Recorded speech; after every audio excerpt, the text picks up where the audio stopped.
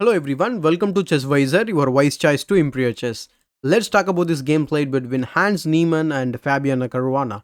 It is again from US Championship round number 5. So before we check this game, if you are watching this channel for the first time, please consider subscribing to the channel and press the bell icon to get notified for the future videos. So here Niemann was handling white, so he opens the game with 1 d4, and for this Fabi replies knight f6. We have c4 grabbing more space, we have e6, and now Fabi prepares for the Nimzo Indian, and here with the knight c3, Niemann actually invites the Nimzo Indian here, so bishop b4. But what variation? We have classical variation of the Nimzo Indian. So queen c2 castles a3, questioning the bishop's post. And after bishop takes c3, we have queen takes c3. That is the point of developing the queen nearly to the c2. So after d5, he goes bishop g5, pinning the knight. h6, he simply exchanges the bishop. So after queen f6, we have knight f3 developing move, and after knight takes d takes c4, we have queen takes c4. And here Fabi simply develops the queen knight, so knight c6, queen c3, rook e8, rook d1, and we have e5. In this position, since Niemann did not complete his kingside development, he doesn't want to open up the center, so he goes d5 here and hits the knight. And after knight b8, I was wondering about can white capture this pawn. Actually, white is not in a position to capture that pawn. Rather, in this position, actually, he played a pawn e3. So it's a good move, and it opens the diagonal for the bishop. And also, for the time, it stops the idea of pushing the pawn here. I mean, e4. Because once you push the pawn, Niemann could capture on f6 and ruin the pawn structure, and the knight would go to d4, and white would have a great game. But if you are wondering about queen takes c7 instead of pawn e3, I would like to show that quick variation. And here black could simply push with the e4, and once you go knight d4, he could play knight a6, hitting the queen, and queen to c4, trying to defend the pawn, and bishop to g4. So all of a sudden, as you can see, all of the black pieces has come out, and now black is playing very actively. And in this position, computer recommends pawn to b4. If instead of that, if you play something like the natural move, that is h3, black would immediately attack your queen with the rook a c8. And still, if you want to keep an eye on the pawn, you should play something like b5, and also you are attacking b7. And now comes the brilliant move, that is e3. What's the point? You are actually threatening mate in one, so you cannot grab you cannot ignore that and grab the bishop here or the b7 pawn. So it's very clear that so something like, I think, knight f3 could be played, right? So knight f3, and after bishop f3, you must take with the g pawn, otherwise you are going into a very dangerous attack yourself. So g f3, and now you, as you can see, the pawn structure has been ruined, and your king is still in the center, and it is not a good game, and you are going to lose the game eventually. So just by capturing one pawn, you could even lose the game. So that is why Hans Niemann, he plays the move e3. So we have bishop f5 developing, bishop e2, knight d7 castles, rook a c8. The idea is very simple. I just marked something like this. So computer wants to play something like bishop to b5 to attack the knight, and it even recommends to capture it. So once you capture it, you want to play knight d2, pawn e4. That's the plan for white, but in the game he goes a4. So with this move, I think Niemann is intending to push the pawn for further. I think a5, a6 like that to ruin this healthy pawn structure. So that's what it is going to happen in the game also. So c6, and now he takes advantage of this the X-ray thing going on between the rook and the queen. So he goes d6. So he obviously cannot open the position, right? So he goes d6, rook c d8, a5. So the a6 is coming. So as I was mentioning, so he goes bishop g. He doesn't care about the queen side actually, because all of his pieces are lying on the king side. So mostly he's going to create some kind of king side attack, I guess. So after h3, he plays bishop f3. We have gf3. Again, you cannot take back with the bishop. It is very natural move to play in this position, but the thing is, e4 is coming. And you may think about capturing the queen. If you capture the queen, then black would be very, very happy to play this variation, because after knight f6, your bishop is under attack, and d6 is a very weak pawn. You cannot defend it, and eventually you are going to lose that pawn. So I think the ending is going to be a very good ending for black, and mostly Fabiana could easily win the game. So going back in this position, if you are realizing that you cannot capture something like that. If you simply drop the bishop, let's say you drop the bishop, and now black would capture the queen over here, and then after b takes c3, and now you again have multiple weakness on the queen side, that is the ruined pawn structure. After knight e5 we have yeah, the game would continue, but knight e5 is not the way. You should play something like knight c5.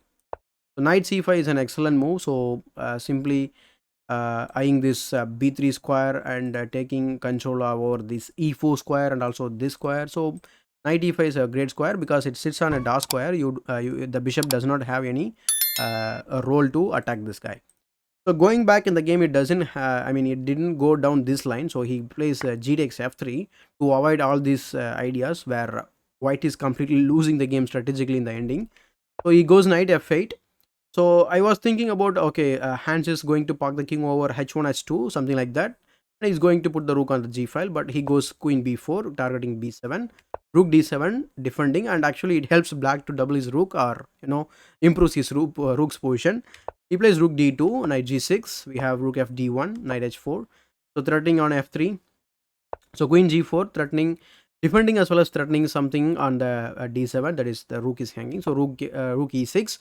Again, this move helps him to attack the pawn further. So already this pawn is under attack multiple times, and I think Hans Niemann has to give up one of his pawns here. So king f1 was played, knight f5. So we have a6, so ruining the pawn structure. So b takes a6, and in this position, if you were to play something like b6, then white could play something like queen e4, knight e6, queen c6. So it's again equal game. So that is why Fabi himself wants to have this kind of imbalance. So he captures on a6. Bishop takes a6. We have rook d takes d6. Rook takes d6. Knight takes d6. We have bishop d3. So almost it is going to be an ending now. So after, I think it is just 30 moves we have covered so far, and another 50 moves to go. So it's going to be a lengthy video. So just a disclaimer over here. So here bishop d3, and then I want to evaluate this position. So something like the pawn structure, the king safety, and the piece imbalances. I think as far as the pawn imbalance or the structure, I would say black is far better than white, because as you can see, this pawn is very weak, and as you can see, these three pawns are I think these are all weak pawns again. So we have another isolated pawn on the king side. And as far as black's pawn structure is concerned, I think he has very good pawn structure on the king side. It's all connected, and he has some weakness on this a and c file. So it's again isolated pawn, but I don't know how far white could target that. So let's continue the game here. So he goes g6. We have h4, h5.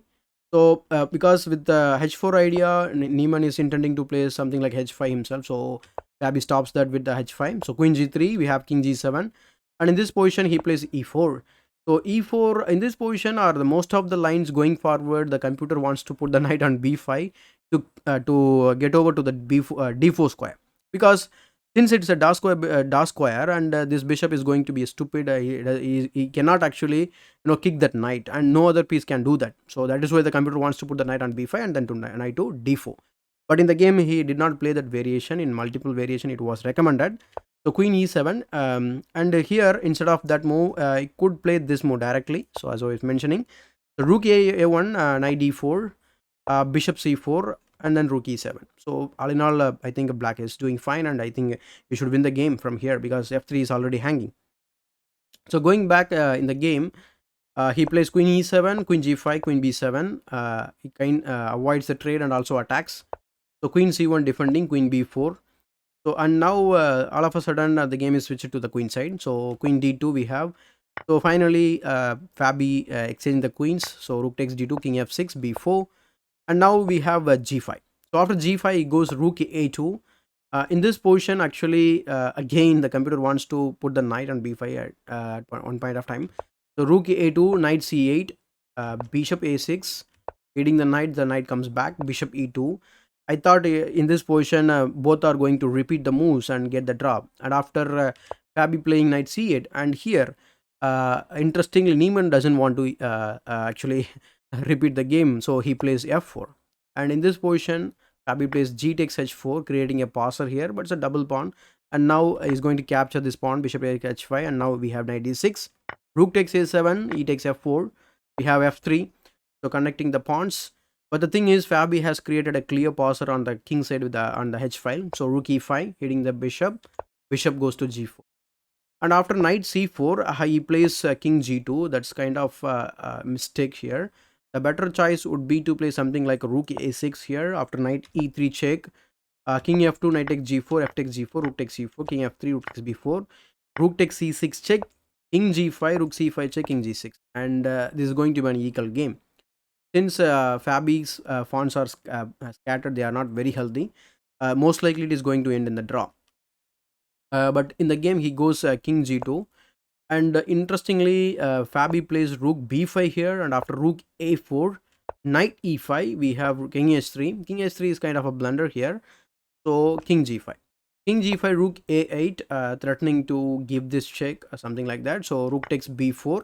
Doesn't care actually. So rook h8. And now he's going after the h pawn. So king f6. So he cannot defend it further. So he plays king to f6 move. Rook h5, rook b5. So it's a tactical move actually, rook b5. After rook f5 check, he goes king e7 and then bishop h5, knight g6. So after bishop takes g6, he plays f takes g6 attacking the rook, and here he plays rook takes f4. After this move, Fabi pushes the pawn and connects the passer. But the thing is, it is not a big deal now because once he moves the rook away and he is going to simply undermine this pawn structure with the move pawn to f4. So king f6, we have f4 as I was mentioning. But in the game, he should have played this move, rook to g2. Then only he could play this move because as you can see, after f4, black could give this check, rook b3 check here. So he completely missed that idea, and so he played rook b3 check, king h2. Again, here he plays rook b2 check. Instead of that, he could have gone directly to this variation, that is c takes f4. So because here white could capture either one of the pawns, say for example you capture with this check, and now he goes king e5, and now it looks like black is giving up another pawn. You could capture that, but the problem is the black king is very active. You could pass the c pawn and this king is not going to come into the action, and now this pawn is goner. Say for example, if you give something like this, e5 check, I can simply capture like this. Otherwise, I think it is better to play the move king to d5. Then only you could capture. Let's say king g2 and then rook e3, grabbing the pawn and passing the c pawn. And this kind of, or this is the same variation would happen sometimes later in the game. So as you can see, rook b2 check now. And here king h3, Fabi plays rook b3 check again. King h2, g takes f4. So rook takes f4 check, king e5. So rook takes h4. Same variation, but in a different manner. And here directly plays rook e3, so threatening to win the pawn here. So rook h6, going after the other pawn. And now Fabi was not in a hurry, so he plays rook c3. Anyway, that pawn is going to fall. So here he goes king g2, and finally king takes e4. This is actually a winning ending with the extra pawn. So why it is a winning ending? It's because the king's post, the king has got stuck in the second rank, so he cannot improve himself to the third rank or so. And the rook would help the pawn to pass, and the king will I think it would hide in front of the pawn, something like that, and it's a winning end game. So let's see how the game progresses from here onwards. So rook d6, king e3, rook e6 check, king d2. And you may think in this position the white king could activated him itself, but the thing is rook d6 check, king c2. And if you play king f2, here he plays the move c5. So rook c6 going after the pawn, king d2 stopping any king move, rook c8, c4, rook c7, rook c2, rook d7 check, and now comes king c3, discover check, king e1, rook h2. And now as you can see, the black king is covering these three important squares, and whenever the king tries to enter to the d1 square, the rook h1 check is coming. So king d1, we have rook h1 check by Fabi, king e2, king c2. So here rook d2 check, king b3, rook d8. c3 we have rook b8 check, king c2, then rook a8. And now after this rook h7 move, in this position actually Hans Niemann simply gives up the game and resigns the game. And here why he resigns, let's say you play something like rook a2 check. That's actually a very quick win here for black, because now we gain one tempo by attacking the rook itself.